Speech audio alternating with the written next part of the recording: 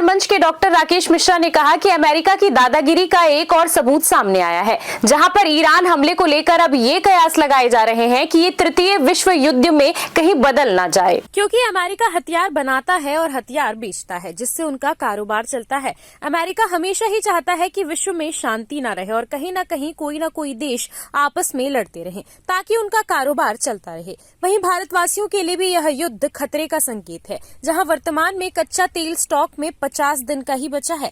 अब हम सब भारतवासियों को इसे 100 दिन तक पहुंचाने का एक प्रयास करना चाहिए, ताकि युद्ध 100 दिन भी चले तो हमारे व्यवस्था में इसका असर न पड़े। हमें क्या करना चाहिए जिससे हम इस युद्ध में भी प्रभावित न हो?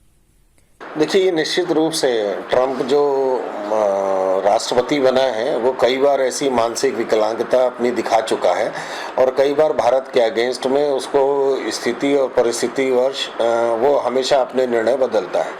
रही बात इसकी कि दादागिरी की, तो वो सबसे ज़्यादा हथियार बनाता है, तो उसका काम क्या होगा? हथियार बेचना। तो जब तक 2-3 लोग लड़ेंगे नहीं तब तक वो हथियार नहीं बेचेगा, तो उसको इन देश की इनकम कहाँ से होगी? तो इसलिए वो ये करता है। अभी उसने वेनेजुएला के चुने हुए राष्ट्रपति के साथ इतना बुरा व्यवहार किया है, वो भी एक चुनी हुई सरकार के प्रतिनिधि थे, तो वो भी गलत हुआ। अब ये वाली जो बात है कि हथियार हम बनाएंगे और मारेंगे और अपने हिसाब से ही चलाएंगे, तो ये एक चीज़ देखने में आ रही है कि विश्व के इतने देशों में कितने हथियार बने थे, ये चीज़ बड़ी तकलीफ से देखने को हमको मिल रहा है। और जिस तरीके से मैं ये कहूँ कि कोरोना की विपदा आई थी, ईश्वरीय दैवीय जो आपदा थी जिसको हम मानते हैं, उसी तरीके से ये भी एक आपदा है कि जो विश्व के देश इतने घातक हथियार बनाए हैं वो कहाँ उपयोग कर रहे हैं। यदि उनके हथियार का उपयोग नहीं होता तो वो अगर कहीं नुकसान करते तो बहुत बड़ा नुकसान कर सकते थे।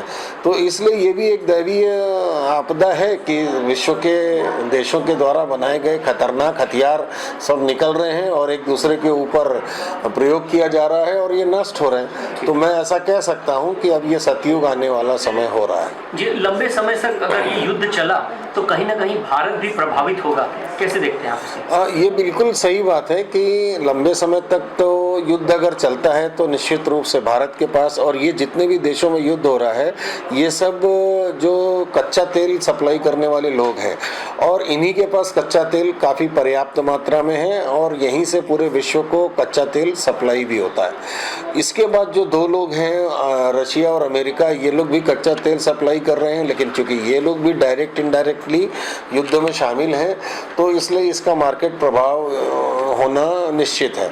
दूसरी बात, भारत सरकार ने ये भी कहा है कि भाई हमारे पास 50 दिनों का तेल है, तो हम सब भारतीयों का ये भी कर्तव्य होता है कि हम अपनी इस रिक्वायरमेंट को मिनिमाइज़ करें और देश हित में मिनिमाइज़ करें, सो दैट ये 50 दिन अगर हम सब अपना रिक्वायरमेंट 50% कर लेते हैं तो ये 50 दिन का जो तेल है वो 100 दिन तक चलेगा। तो इसके ये कर लेना चाहिए। और मेरी दृष्टि में मुझे ऐसा लगता है कि 15 दिन के अंदर ये युद्ध खत्म होना है, क्योंकि अमेरिका भी ज़्यादा दिन तक युद्ध में भाग नहीं ले सकता।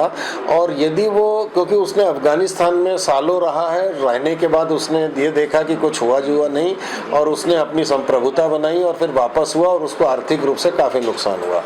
तो अमेरिका के लिए भी ये बहुत ज़रूरी है कि युद्ध जल्दी से जल्दी ख़त्म हो और उसकी शर्तों पे ख़त्म हो। और इजराइल जो है वो बलि का बकरा बना हुआ है, क्योंकि उसको अपना भी सिद्ध करना है, शत्रुओं का भी समाधान करना है, और ये मुख्यतः जातिवाद युद्ध है।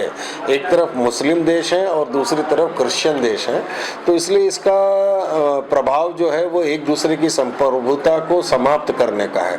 जहाँ तक आपने भारत की बात कही, तो भारत इसमें अभी तो न्यूट्रल है और आगे भी न्यूट्रल रहने की कोशिश करेगा। ये अलग बात है कि हमारे देश के जो विपक्ष के नेता हैं वो बिना मतलब का बकर बकर कर रहे हैं और उनको भारत की एकता, अखंडता और संप्रभुता का ख्याल नहीं होते हुए वो लोग ऐसा बयान दे रहे हैं जैसे कि वो भारत से ऊपर हैं और भारत उनका गुलाम है। तो इस तरह की बात नहीं करना चाहिए। मर्यादा में रह के अगर अपना बयान दे रहे तो ये ज़्यादा उचित है और देश की एकता, अखंडता को डिस्टर्ब करने की कोशिश ना करें। CCN न्यूज़ के लिए ब्यूरो रिपोर्ट।